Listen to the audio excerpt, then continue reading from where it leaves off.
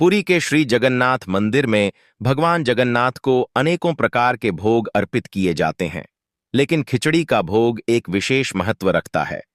इस भोग के पीछे एक अत्यंत मार्मिक और भक्ति से ओतप्रोत कहानी जुड़ी हुई है।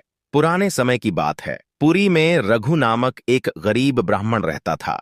वह अत्यंत श्रद्धालु और भगवान जगन्नाथ का अनन्य भक्त था, लेकिन निर्धनता के कारण वह मंदिर में महंगे प्रसाद या भोग अर्पित नहीं कर सकता था। फिर भी उसकी भक्ति में कोई कमी नहीं थी।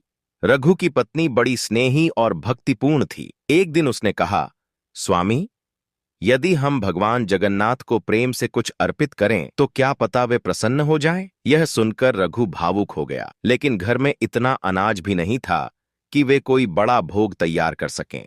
तब उसकी पत्नी ने थोड़ा सा चावल और मूंग दाल इकट्ठा किया और प्रेम से खिचड़ी बना दी।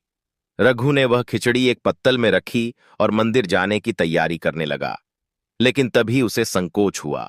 इतने बड़े मंदिर में, जहां राजा महाराजाओं द्वारा महंगे भोग चढ़ाए जाते हैं, वहां उसकी साधारण खिचड़ी को कौन स्वीकार करेगा? यह सोचकर वह हताश हो गया। अंततः वह मंदिर के पास स्थित एक तालाब के किनारे बैठकर रोने लगा। हे प्रभु, मैं आपको कुछ विशेष नहीं चढ़ा सकता, लेकिन मेरी भक्ति स्वीकार करें। यह कहते हुए उसने तालाब में खिचड़ी का पात्र प्रवाहित कर दिया। फिर रात को राजा और मुख्य पुजारी को स्वप्न में भगवान जगन्नाथ के दर्शन हुए।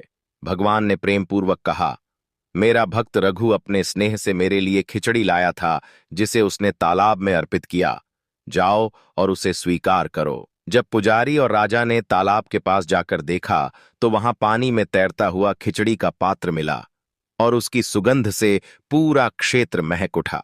यह देखकर सभी भक्त अभिभूत हो गए और उन्होंने समझ लिया कि भगवान ने रघु की सच्ची भक्ति को स्वीकार कर लिया। इस घटना के बाद से भगवान जगन्नाथ को खिचड़ी का भोग लगाने की परंपरा प्रारंभ हुई।